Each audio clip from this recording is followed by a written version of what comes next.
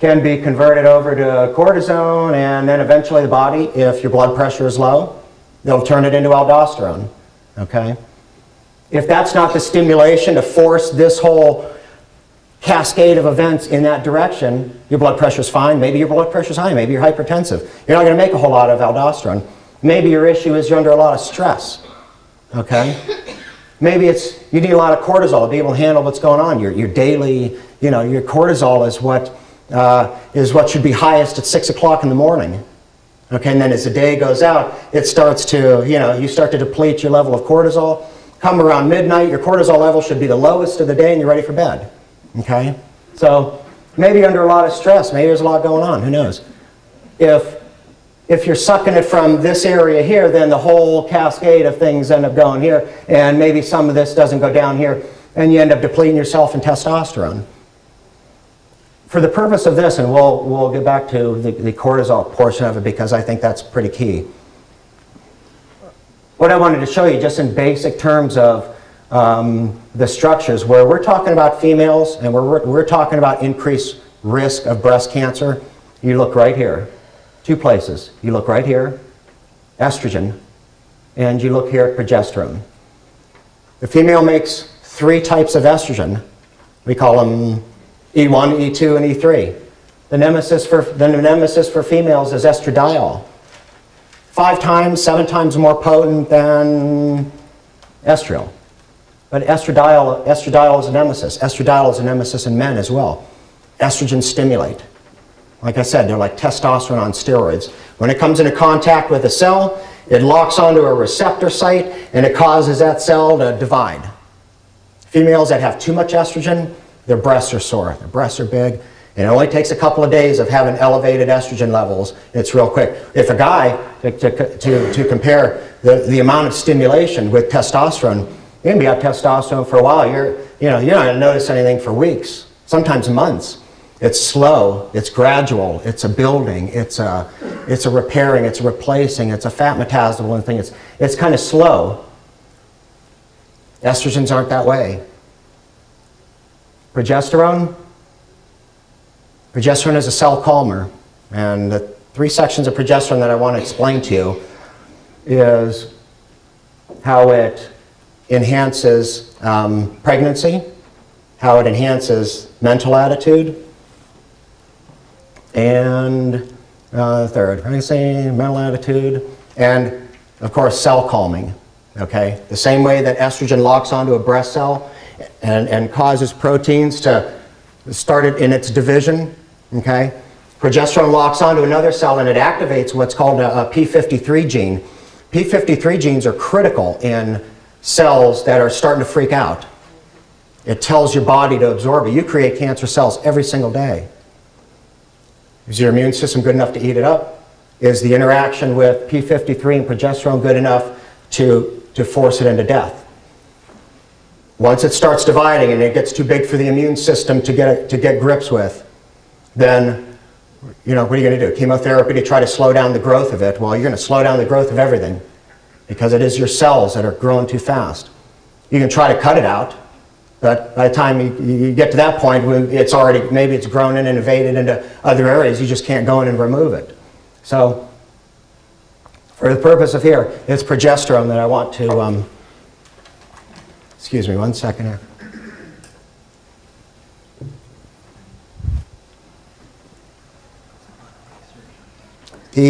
The stadium full of pink.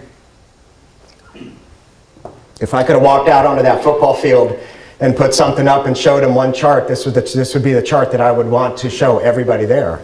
And I think it's what everybody needs to understand. The typical female childhood, there's very little production. When they get to puberty, progesterone starts going up.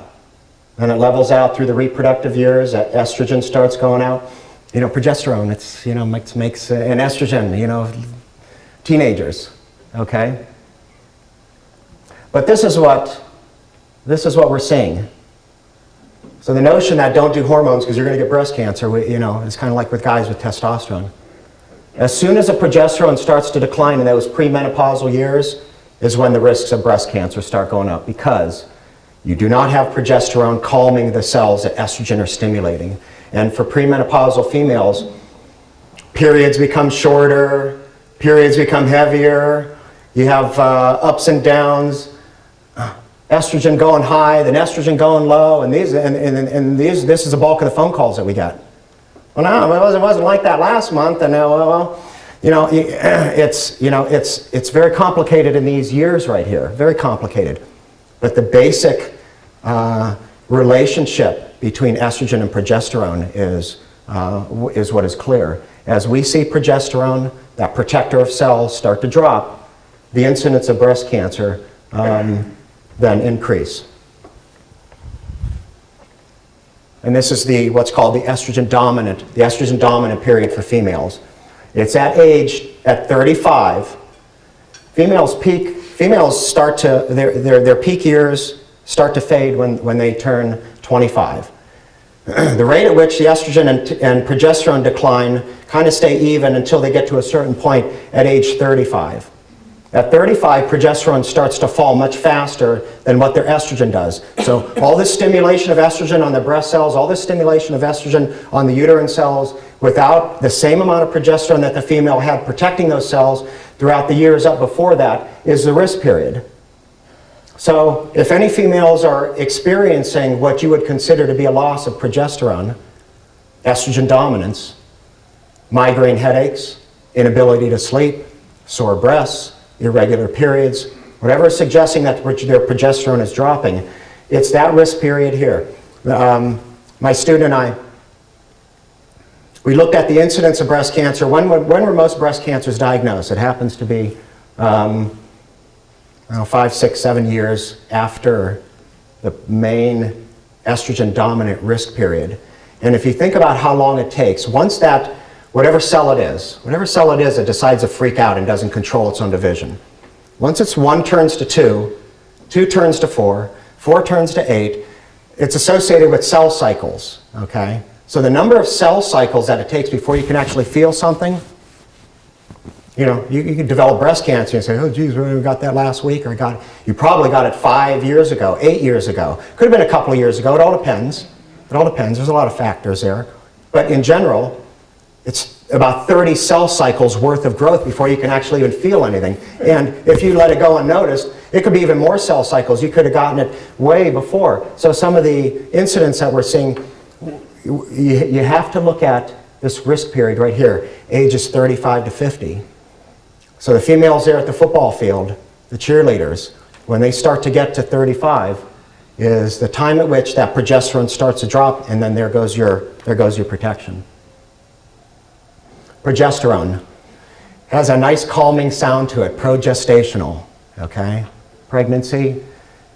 If a female's progesterone doesn't reach a level of 20 on that time of the month when the egg isn't able to implant. Once the egg implants, progesterone goes sky high. It goes from a peak of 20 and it goes to 2 to 3 to 400 and it stays there for the remainder of the pregnancy. That's the first primary role of progesterone. Progesterone-serotonin link. Serotonin in the brain is what allows one nerve to talk to another. When one nerve isn't able to talk to another, this sense of panic, that it kicks off that fight or flight response, okay? Progesterone increases the number of serotonin receptors in the brain. This is why when it's that time of the month and the female is all happy and, you know, just ovulating and the time is right, she's like enticing the male in and everything is good. You're very tolerant. It's a time of tolerance for females because nothing is too much. You have that bring it on attitude, okay? The intolerance comes when you're frustrated and you don't want to talk to anybody, you don't want to answer the phone, you just leave me alone, okay? There's a mechanism there in evolution. You know, it's to, yeah, come on, bring the male around.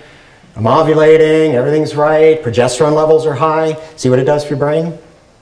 Then once that period has passed, progesterone starts to drop, you start to get agitated, and then you push those away, you argue about things that, you know, we don't even know why we're arguing about them, but we argue about them anyhow, okay? It's all that mechanism, push the male onto another female that's probably in a different part of her cycle, and that's That's the whole reproductive process that is beneficial to a species.